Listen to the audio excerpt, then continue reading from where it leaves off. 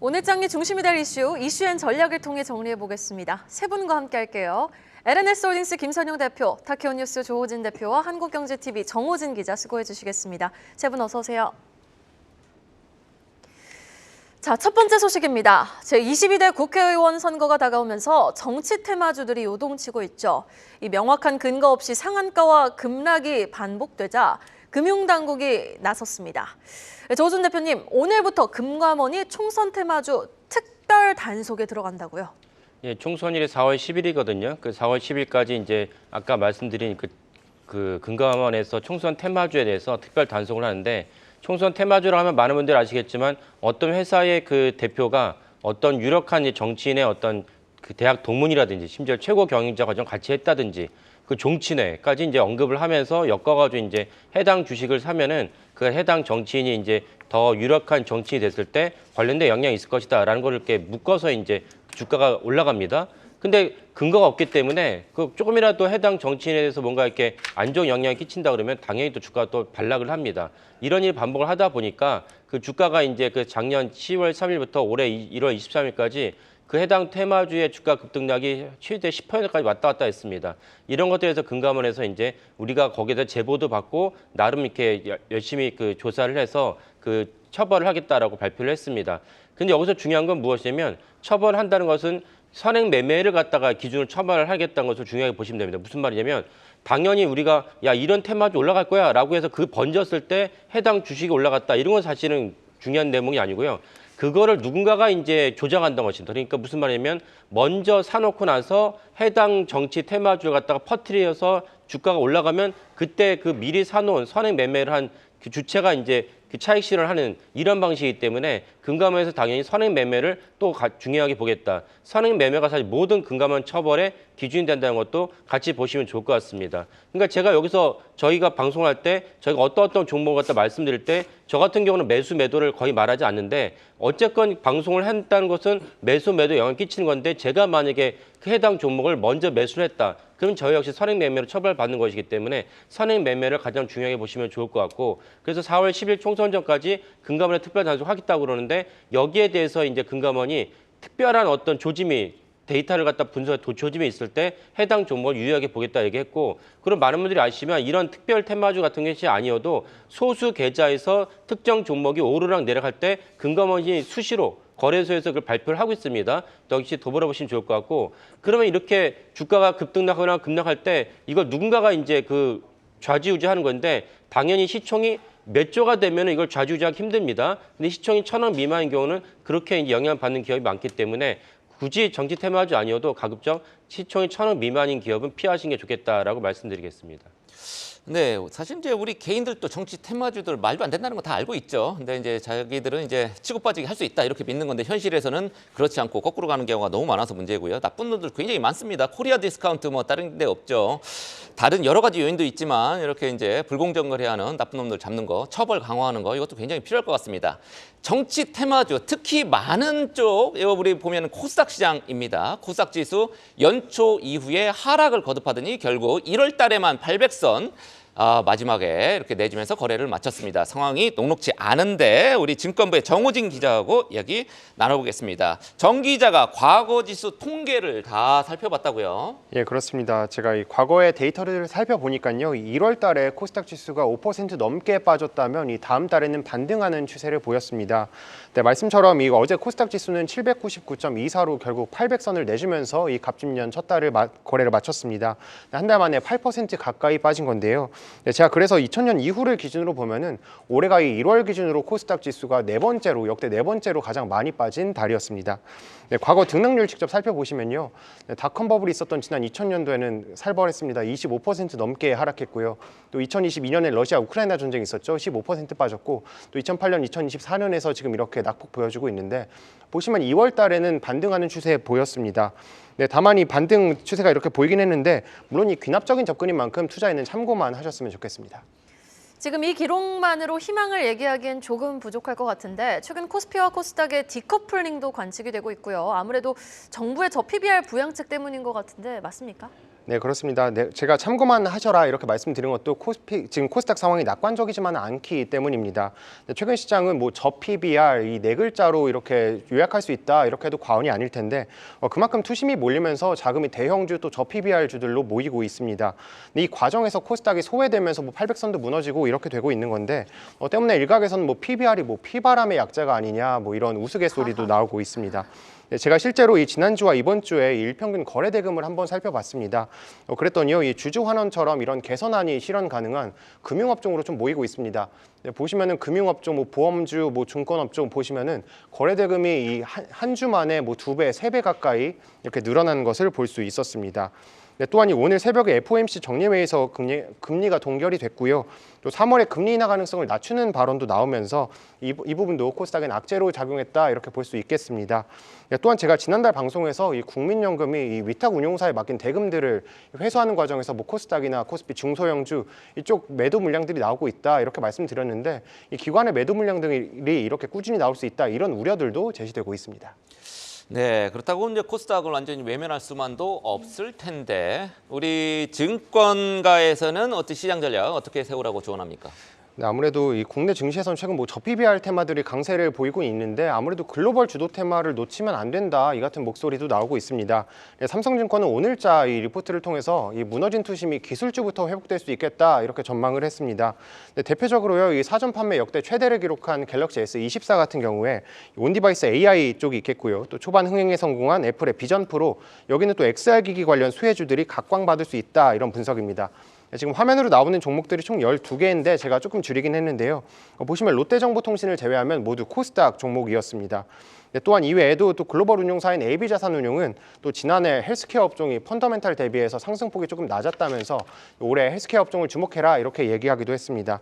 투자자분들께서는 이 특정 테마에 매몰되지 않는 가운데 조금 시간을 두시고 저가 매수 전략으로 접근해 보시는 것도 좋겠습니다. 네, 과매도권에 진입한 시장. 과연 오늘은 밤사이 미 증시와 커플링되면서 또 한 번 하방 압력을 받을지 아니면 그래도 반등이 나서줄지 한번 지켜보겠습니다. 이어서 실적 이야기에 포커스를 맞춰볼까요? 전날 상세 실적을 공개한 포스코 퓨처엠 소식으로 이어가 보겠습니다.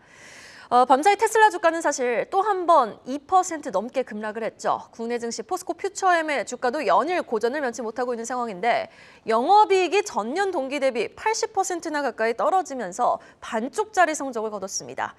자, 투자자분들이 주목할 포인트 우리 김선영 대표님이 짚어주실까요? 네, 실적이 빠져가지고 많이 걱정하실 텐데 실적 중에 가장 최악이 뭐냐면 매출이 줄어드는 겁니다. 영업이익은 언제든지 줄어들 수 있고요. 중간에 레깅 효과 같은 게 있기 때문에 영업이익은 언제든지 등락이 있을 수 있습니다. 하지만 매출이 줄어드는 게 정말 최악이다. 이거는 여러분들이 회의학적으로 꼭 기억을 해주셨으면 좋겠습니다. 포스코 퓨처엠이 지난해 반쪽짜리 성적을 거뒀다라는 기사 내용을 제가 그대로 가지고 왔는데요. 연간 매출은 40% 이상 늘었습니다. 일단 굉장히 잘 팔았다 그 얘기겠죠. 근데 영업이익이 전년 동기 대비해서 80% 가까이 줄어들었다라는 그런 내용이 나왔는데 역시나 주력 부분이 배터리 소재 사업에서 발생한 적자가 좀 영업 손실이 좀 타격을 준 모습이다라고 좀 보시면 될 것 같습니다. 양극재랑 응급재 등 배터리 소재 사업을 담당하고 있는 에너지 소재 부분의 부진이 좀 뼈아팠는데 이 부분의 영업 손실을 보니까 117억 원을 기록했더라고요. 근데 전년에 1,159억 원을 기록했었죠. 이거에 대해서 이제 적자 전환했고 좀 이게 굉장히 커 보인 어떤 효과가 나오고 있는데 이건 당연히 원료에 대한 가격이 약세로 가면서 이제 원자재 투입 시차에 따른 손실 확대가 나온 건데 통상 배터리 소재 기업들 같은 경우는 이제 판가에 연동된 가격으로 이제 광물을 수입을 합니다. 이에 따라서 이제 제품을 판매할 당시에는 이제 광물 가격에 따라 보통 가격을 결정하게 되는데 이러다 보니까 원료 가격이 이제 구매 시점보다 낮아지게 되는 경우에는 원재료 가격 투입 시차에 따른 그 역 레깅 효과라는 게 있어요. 이게 발생하면서 조금 이제 이 회계학적인 어떤 수치가 좀 변경되게 되는데 어쨌든 이로 인해서 수익성이 좀 나빠지는 결과가 나옵니다. 그리고 현재 모든 배터리 소재 사업들이 사실 같은 상황이어서 이걸 좀 이해해 주시면 될 것 같고요. 이건 제가 지난번에 조선업을 말씀드릴 때도 비슷한 케이스로 역 레깅을 말씀드린 적이 있는데 뭐 비슷하게 생각하시면 될 것 같습니다. 네, 중요한 거는 이제 뭐 작년이 지나갔고 올해 실적이 어떻게 될 거냐 뭐 이것일 텐데 지금 포스코 퓨처엠이 생산 라인을 한국뿐만 아니라 해외에서도 계속 증설을 할 계획입니다. 그러면 올해는 수익성 측면에서도 반등을 기대할 수 있을까요? 일단 원재료 가격에 대해서는 거의 지금 최악의 상황이라 생각하시면 될 것 같습니다. 근데 제가 몇 년 전에 한 1, 2년 전에 경기 침체가 굉장히 심했을 때가 뭐라고 말씀드렸냐면은 대기업들 이제 뭐 하고 있나 보시라고 했습니다. 투자를 하고 있는지 안 하고 있는지. 반도체 정말 어려운데 삼성전자 오히려 직원들 10,000명 늘었잖아요. 그리고 이렇게 어려운 상황인데도 포스코 퓨처엠은 해외로 캐펙스를 계속 늘리고 있는 상황입니다. 이게 무슨 얘기냐면은 나중에 지금은 원재료 가격이 낮은 걸 알고 있는 겁니다. 근데 이게 반등을 했을 때 우리는 그때 규모의 경제 들어가겠다. 충분히 생산량 확보해 놓겠다 이런 얘기이기 때문에 기업은 사실 당장 주가 신경 안 쓰거든요. 뭐 우리는 미래를 보고 가는 기업들이기 때문에 뭐 이거는 뭐 좀 추가적으로 좀 보시면 될 것 같고요. 올해 같은 경우는 하이니켈 단결정 양극재 그리고 이제 글로벌 수요가 좀 살아날 수 있을 거다라는 그런 생각을 가지고 있습니다. 그리고 생산성이 향상되고 판매량 증가에 따라서 기반해서 수익성이 개선될 것으로 전망된다라는 그런 의견들을 내놨고요. 그리고 또한 공급망 경쟁력 강화를 위해서 천연 흑연 구형화 및 고순도화 공정 내재화를 적극적으로 추진해서 이제 탈중국, 중국에 대한 의존도를 좀 낮추겠다라는 그런 얘기하면서 IRA는 어느 정도 우리가 이제 요청을 대응해 나가겠다는 얘기를 했습니다. 근데 지금 트럼프 걱정하신 분 있잖아요. 트럼프가 IRA를 폐지하겠다라고 했는데 팩트만 놓고 들어가면은 배터리 보조금, 전기차 보조금 줄이겠다는 얘기입니다. 딴 거 아니고요. 전기차 보조금 줄이겠다는 얘기인데 보조금 줄여야죠. 언제까지 보조금 주겠습니까? 이렇게 정리하시면 될 것 같습니다. 네, 지금 이번에는 이제 정호진 기자하고 저 PBR주 관련된 이야기 조금 더 나눠보겠습니다. 한국 전체 이제 뭐 시가총액을 이제 순자산 가치로 나눈 게 이제 PBR인데 한국이 1.1배라고 하더라고요. 근데 미국이 4.6배, 일본이 이제 1.4배니까 우리가 굉장히 낮습니다. 정부가 이렇게 저평가된 기업들의 기업 가치 개선을 위해서 기업 밸류업 프로그램을 이달 중에 도입할 계획인데 최근 잘 나가고 있는 일본의 선례 한번 살펴보면서 얘기 나눠보겠습니다. 기업 밸류업 프로그램 다시 한번 짚어줄까요? 네, 이 기업 밸류업 프로그램이란 이 금융위원회가 지난달 24일에 발표한 증시 부양책의 일환입니다. 네, 밸류업 말 그대로 가치를 뜻하는 밸류 그리고 또 올리겠다는 업입니다. 어떤 가치냐면요, 기업의 가치 또 주주 가치 제고하겠다는 말입니다. 네, 이달 중에 자세한 내용 발표될 예정인데요. 네, 김지현 금융위원장은 이 기업의 주주 가치 제고 노력 그리고 또 이를 독려하고 지원하기 위해서 이 프로그램을 도입하겠다며 이 기업 스스로가 저평가된 이유를 분석하고 또 이 대응 전략을 마련해서 이 투자자들과 소통하도록 유도하겠다 이렇게 설명했습니다. 당국은 지금 거래소를 중심으로 해서 이를 모니터링 또 관리하겠다 이렇게 밝히기도 했습니다. 확실히 보면 이번 정부가 자본시장에 갖는 관심은 매우 큰 모습이죠. 앞선 부양책들을 살펴보면 일본의 정책과도 굉장히 유사한 점이 많은 것 같은데 현재 일본 상황은 어떻습니까? 네, 맞습니다. 또 말씀드리기 전에 현 정부가 지금 뭐 코리아 디스카운트 해소하겠다 이렇게 외치면서 제시한 정책들이 뭐 일본의 정책과 유사하다 이런 기사들 많이 보셨을 텐데요. 일본은 현재 PBR 1배 이하의 기업들 같은 경우에는 뭐 스스로 저평가 요인 분석하고 또 개선 방안 제출을 요구했습니다. 네, 말씀드렸던 밸류 프로그램과 굉장히 유사하고요. 또 소액 투자에 대해서 뭐 비과세 기간 또 투자 한도를 늘리겠다 이렇게 해서 개인 투자자들의 자금 유도하겠다는 내용도 지금 진행하고 있는데 이것도 지금 어제 지금 기재부가 발표한 이 개인 종합 자산 관리 계좌 ISA의 비과세 한도를 늘리겠다 이것과 유사한 모습 보이고 있습니다. 네, 업계에 따르면은 이 김지현 금융위원장은 이 지난해 말부터 일본의 증시 부양책에 대해서 좀 연구해라 이런 지시를 한 것으로 전해지고 있는데요. 네, 일본은 지난해 1월에 이 같은 증시 부양책을 실시한 이후에 26,000선에 있던 지수가 올해 이 36,000선으로 이 버블 이후에 최고치를 다시 쓰기도 했습니다. 네, 증권가에서는 이 일본 정부의 증시 부양책의 효과도 있겠지만 아무래도 좀 일본 증시가 미국 증시와 연동되면서 좀 증시 호조에 이렇게 영향이 있지 않았겠느냐 이런 분석도 내놓고 있습니다. 네, 일단 이번 정책만 놓고 보면 일본에서는 확실히 효과가 있었다라는 거죠. 예상되는 문제점 뭐가 있을까요? 네, 아무래도 뭐 일본에서는 지금 뭐 승승장구하고 있겠지만 이 앵커 말씀처럼 국내 증시에 그대로 들이기에는 좀 어려운 점들이 있습니다. 아무래도 실정이 많이 다르기 때문인데요. 그 중에서도 가장 문제가 되는 부분이 있다면 이 가계 자산의 비중 차이를 꼽을 수 있겠습니다. 쉽게 말해서 내 자산이 어디에 얼마나 있느냐 이렇게 볼 수 있겠는데요. 네, 보시는 것처럼 우리나라는 가계 자산의 64% 넘게 지금 비금융 자산에 있습니다. 이 부동산이죠. 근데 미국이나 일본 보시면 70% 넘게, 60% 넘게 지금 금융 자산에 있잖아요. 네, 일본은 그러니까 지금 당장 이 은행에 잠들어 있는 예금이나 적금을 지금 뭐 증시로 유인할 수 있겠는데 사실 부동산은 당장의 유동화가 어렵습니다. 때문에 한정된 자금 안에서 지금 이렇게 머니무브가 일어나다 보니까 앞서 설명드린 것처럼 코스닥이 800선이 무너지고 이런 현상들이 나타나는 겁니다. 그러니까 일본의 증시 처방전이 우리나라에선 약효를 발휘하지 못할 수 있다, 이렇게 볼 수도 있겠는데요. 그럼 외국인들이 그럼 우리나라의 투자 매력도 어떻게 보고 있냐, 이 점도 한번 짚어봐야겠는데요. 제가 그래서 외국인들이 지금 순매수 상위 종목 10개를 한번 꼽아봤습니다. 이번 주 들어가지고 지금 외국인들은 삼성물산을 비롯해서 뭐 금융주들 굉장히 많이 사들이고 있습니다. 뭐 KB금융, 하나, 우리, 뭐 기업은행까지 계속 이렇게 사들이고 있는데, 물론 이 고무적이긴 하지만 뭐 단기적으로 정부 정책에 반하지 말라 이런 격언을 따른 것처럼 이렇게 단기적인 대응일 수 있는 만큼 좀 지켜봐야겠는데요. 우리 정부도 이게 증시 부양책이라는 게 단기적으로 효과가 나타나는 게 아닌 만큼 이 총선 이후까지도 이렇게 증시 부양을 위해서 꾸준한 노력이나 관심 보여줬으면 좋겠습니다. 네, 잘 들었습니다. 자, 이렇게 정부가 적극적으로 기업 밸류업 프로그램에 도입을 하며 자본시장에 관심이 큰 이유, 바로 1월 개인 투자자들의 곡소리가 아주 나날이 높아졌기 때문이겠죠. 하지만 하락장과 별개로 나는 내 갈 길을 간다. 어제 2년 6개월 만에 신고가를 갈아치운 삼성물산 소식, 다음 소식으로 확인해 보시죠. 자, 삼성물산이 주주 환원 정책의 일환으로 약 1조 원 규모의 자사주를 소각한다고 공시했습니다. 이 소식에 어제 주가는 6% 넘게 급등, 시간의 거래에서까지 2% 가까이 올랐는데요. 자, 매번 자사주 소각까지의 과정에 대해 강조해주고 계신 김선영 대표님께 어제의 급등 어떻게 보셨는지 여쭤보고 싶습니다. 방금 정호진 기자님 기사 정말 좋은 내용에 받아서 한 번 더 가보겠습니다. 이게 답이거든요. 이게 답입니다. 다른 거 할 필요 없습니다. 굳이 뭐 어려운 정책 일본 뭐 분석할 필요 없고 이게 답입니다. 삼성물산이 1조 원 규모의 자사주를 소각해서 주주 환원에 나선다는 소식이 나왔는데 최근 일주일간에 지수 정말 안 좋았는데도 삼성물산 지금 딱히 뭐 없는데도 주가가 16.5% 올랐습니다. 어제 삼성물산은 보통주 780만 7,563주 그리고 우선주 15만 9,835주에 대해서 소각을 한다로 이제 공시를 했습니다. 금액으로 따지면 1조 원 정도 되는 규모고요. 삼성물산 관계자가 뭐라고 그랬냐면은 현 주주 환원 정책 기간 내에 자기 주식 전량을 균등 분할해서 소각하고 시장의 불확실성을 해소한다라는 그런 계획을 발표를 했습니다. 앞서 삼성물산 같은 경우는 23년부터 25년까지 봤을 때 관계사 배당 수익의 60에서 70%를 배환원을 하고 최소 주당 배당금을 2,000원으로 올린 다음에 배당 정책을 유지하고 그리고 기보유 자사주 2,472만 주를 5년간 전량 소각하는 내용의 중장기 주주 환원 정책을 발표했다. 이 부분이 사실 제일 포인트입니다.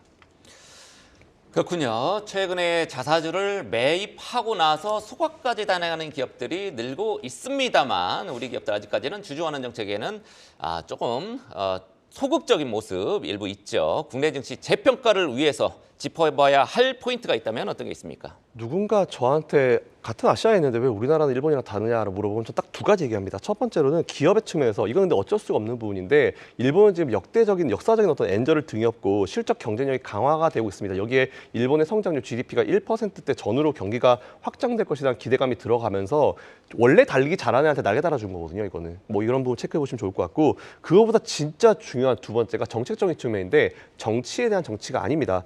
어쨌든 기업이 스스로 만들고 있는 코리아 디스카운트를 쥐어줄 수 있는 친환경 정책, 주주 친화 정책이라고 보시면 될 것 같은데 우리는 사실 개인 투자들, 기업들 되게 많이 무시하잖아요. 그러니까 맨날 물적 분할하고 인적 분할하고 유상증자하고 시비 발행하고 뭐 이거 너무 자연스럽게 하고 있는데 사실 그거 자체가 굉장히 문제입니다. 그런 와중에 주주 친화 정책 인척하는 게 있죠. 자사주 매입, 인척하는 게 맞습니다.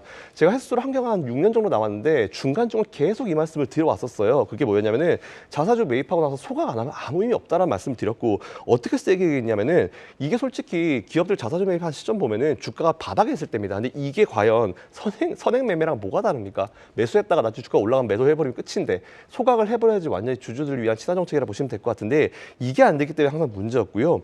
어쨌든 우리가 지금부터 봐야 될 부분은 뭐냐면은 주주가치 제고하는 거 여러분들 올해 당장 하실 수 있는 방법 하나 있습니다. 주주가치 제고하고 싶으십니까? 그러면은 여러분이 보유하고 계신 기업들 주총 다 가십시오. 가셔가지고 매일매일 두드리시면 됩니다. 우리 배당 올려주고 친화 정책 해달라고 이제 이걸 요청을 해야 됩니다. 그래야지 기업들이 주주들 무시 안 하거든요. 행동을 해야지 그대로 이제 우리가 이어질 수 있을 것 같고 그런 의미에서 저는 이제 정부에 조금 이제 부탁드리고 싶은 게 있는데 이런 얘기가 있어요. 되게 말은 좋아요. 말은 멋있게 잘 지었는데 뭐 슈퍼 어닝위크, 슈퍼데이, 주총 몰려있는 날 보통 슈퍼데이라고 그러지 않습니까? 이거 없애야 됩니다. 왜냐하면 하루에 다 몰려있는 내가 그 기업을 다 가지고 있다면 주총 다 못 가거든요. 이거는 뭐라도 해서 분산을 시켜놔야 됩니다. 그래야지 내가 가지고 있는 기업들 최대한 주주총회를 많이 갈 수 있는데 하루에 10개, 20개 몰려있으면 못 가거든요. 이것 자체가 굉장히 지금 코리아 디스카운트의 요인 중에 하나라고 보고 있기 때문에 이 부분 체크하시면 될 것 같다는 말씀 드리겠습니다. 네, 그렇죠. 근데 뭐 자사주 관련해서는 또 이제 기업들이 이제 자사주를 매입하는 또 큰 이유 중에 하나가 이제 우리 경영권 방어 측면에서도 이제 볼 필요가 있을 것 같아요. 이제 우호 지분으로 이제 분류할 수 있으니까요. 근데 이제 우리나라에는 뭐 미국에는 있는 차등 의결권이라든지 또 포이즌필 뭐 이런 제도들이 없어가지고 그 부분이 조금 뭐 이슈가 조금 될 것 같기도 하고요. 예, 그렇습니다. 다음 질문 해주시죠. 네, 알겠습니다. 마지막으로 실적 공시 하나 더 확인해 볼 텐데요. 한미사이언스 계열사인 JVM이 어제 호실적을 공개했습니다.